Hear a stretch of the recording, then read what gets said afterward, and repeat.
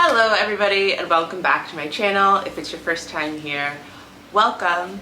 My name is Abena Addo and on my channel I document my experiences living in Ghana and traveling the beautiful continent of Africa. So today we have a very special guest who we are going to learn all about. Without further ado, let's welcome onto the show my brother. Okay guys, so this is my brother Richard. Welcome to the channel.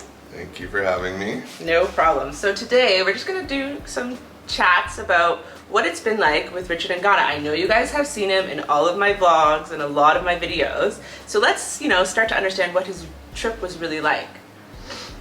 So Richard, how are you doing today? I'm doing good. So why don't you introduce yourself to the channel and all the people, let them know who you are. Hey everyone, I'm Rich. Well, I like to go by Rich. My name's Richard. Obviously, I'm Abby's brother, and I'm from Toronto, Canada.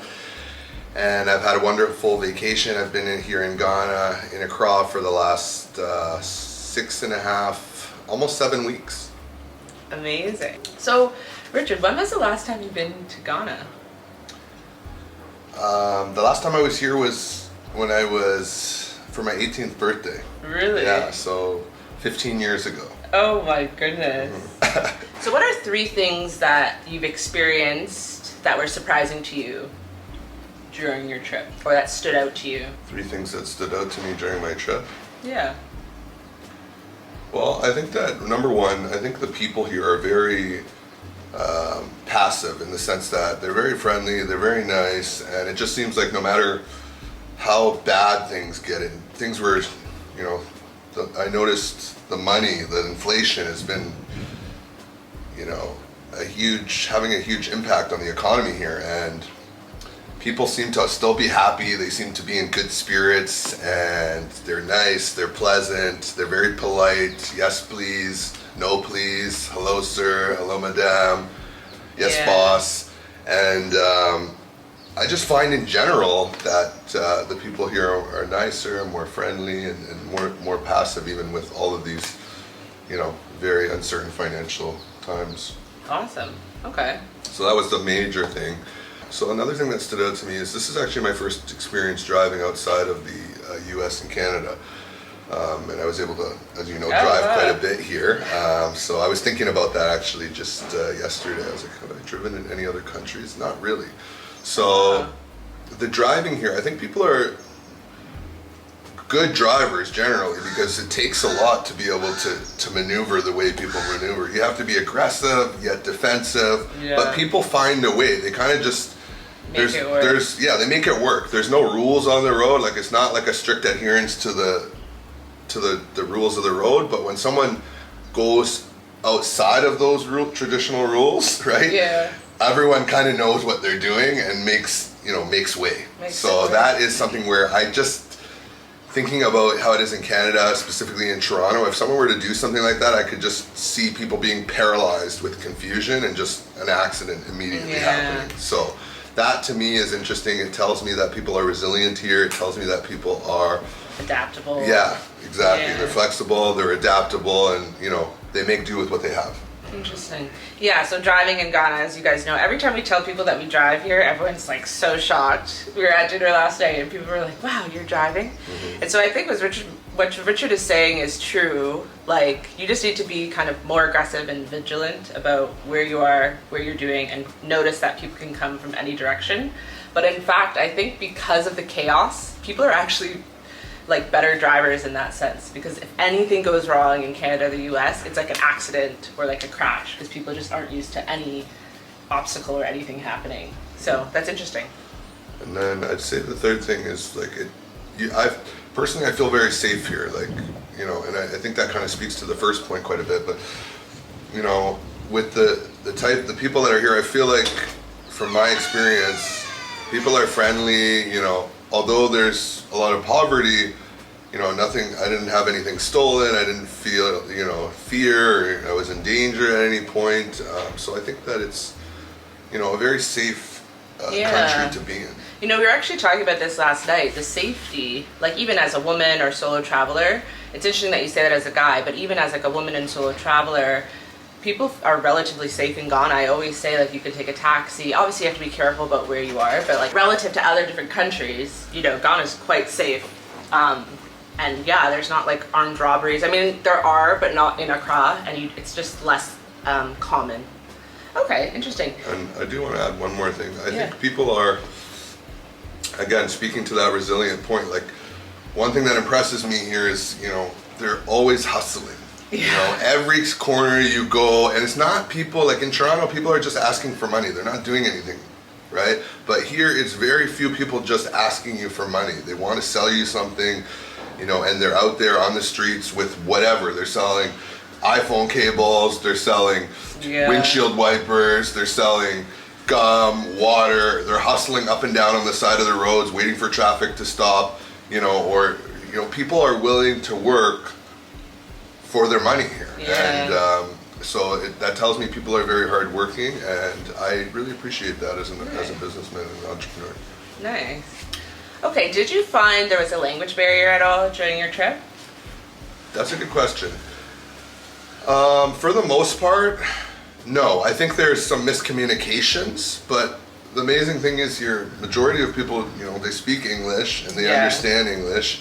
I think I just, you know, as a not born English-speaking individual, I think I need to slow down a little bit sometimes because in my accent it can cause miscommunications, which I think happened on numerous times when I was ordering food. So, you know, the solutions for that is just speak a little slower and just re-clarifying that people are understanding, because, you know, I think people in general want to be agreeable and don't want to. I want to say I have no idea what you're saying. Exactly. They don't want to feel stupid or make you feel uncomfortable, so they, rather than tell you they have no clue what you're saying, they'll just say, okay, yes, and come back with the wrong thing. Yeah. So okay, so speak slow, understand you have an accent. Definitely. I've had to do that as well, because I'm like a natural fast speaker. And even my dad sometimes is like, I don't understand what you're saying. So imagine, you know, someone who barely speaks English wouldn't understand. Interesting. Okay, let's get into the food. So what was like the best thing that you ate throughout your trip? Ooh, that's a tough one. We did a lot of eating. Yeah, I love food, so that is something that is very near and dear to my heart. I love to eat. The best food that I had, I think to narrow it down to one would be really, really tough. Also, I'll mix it up a little bit. The best appetizer I had were the spring rolls that we had at Exhale Lounge. However, they were not like a traditional spring roll. I think expectation versus reality plays a big key into that too, because when you order a spring roll, you're typically not expecting too much. Yeah. But this was very, very nice. It was like, the chicken was so nice, and it was fried and crispy, and it was just the best spring roll that I've ever had. So that was top notch. I'll put that down for the appetizer. And then for the meal itself. Did you enjoy the local food that we had? Yeah, actually, I'll have to actually give it to the local food, just because the taste was nice and it was a new experience. I don't normally eat a lot of fish, but that was the tilapia and banku.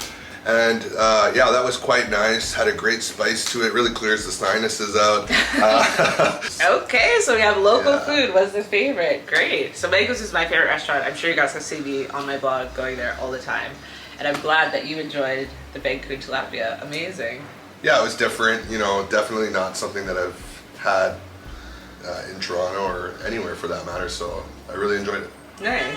Okay, so were there any cultural norms that you saw or like that you experienced that maybe if someone were to come from Canada or the US or abroad that they would be like, oh, this is different or this stood out? Yeah, well, I think maybe the fact that everyone's always, like, it's very polite, but they always say yes please, no please, and to me it's not just like one or two people, it's like everybody, and it's very common all the time. So I thought that was something that, you know, you definitely don't get, certainly not in Toronto. No, and people greet you as well, like every morning, good afternoon, good evening.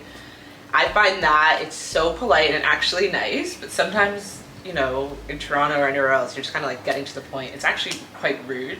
And it's like there's a lot, like, you know, I'm a person, you're here to talk to me. And I just find like everywhere I go, it's like it makes you slow down. Because you're like, oh, good morning, how are you? I'm fine. And you, I'm fine, okay. Can I please have this? Yeah. Interesting, yeah. So what was the most enjoyable part of your trip? The most enjoyable part of my trip was getting to see all the natural beauty that Ghana has to offer. Oh, nice. Yeah, for example, we went to Akasambo. That was really lovely. We got to kayak and get to like kayak through some of the islands there. Yeah, and that was the really Volta cool. River. Yeah, exactly. And then when we went to Abiri Falls and swimming under the waterfall and got to take some cool waterfall pictures and climb up, and actually like the waterfall was like massaging my shoulders, so that was pretty cool. And then also the other hike we went on over to the Shy Hills. And got to actually learn a little bit about some of the cultural history of that region and the Shay people. So that was quite interesting. But I even got to go in the cave where the Shay people, where the Shay women slept. And I could see why they chose that spot, because it actually feels like really cool in there and quite comfortable for a while. Nice. Yeah, we did a lot of like outdoorsy things toward the end of the trip, but I think with a little bit of planning you can kind of do all these great things. And I always encourage people to get out of Accra, because it's like there's so much beauty of the country, there's so much nice things that you can see if you just leave Accra. It's not always about the partying and stuff. Yeah, awesome, that's for sure. Okay, so what do you have to say, the last words to anyone, you know, who's maybe thinking about coming to visit? Maybe they just want to come see what Ghana's like. What would you say to the viewers? I would highly recommend traveling to Ghana. The people are great. The food is lovely, you know, and you just gotta take the opportunity and go for it. Okay. Well, thank you so much for chatting with me today. And yeah, I'm sad to see you go, but I'm happy that you were able to be here for 2 months. Oh, thanks, sis. I'm gonna miss you. Yeah. Okay, guys. Thanks so much for watching. This is my brother Richard. Let us know what you thought about this interview in the comments, and let us know if there's any other questions you want me to ask Richard. See ya.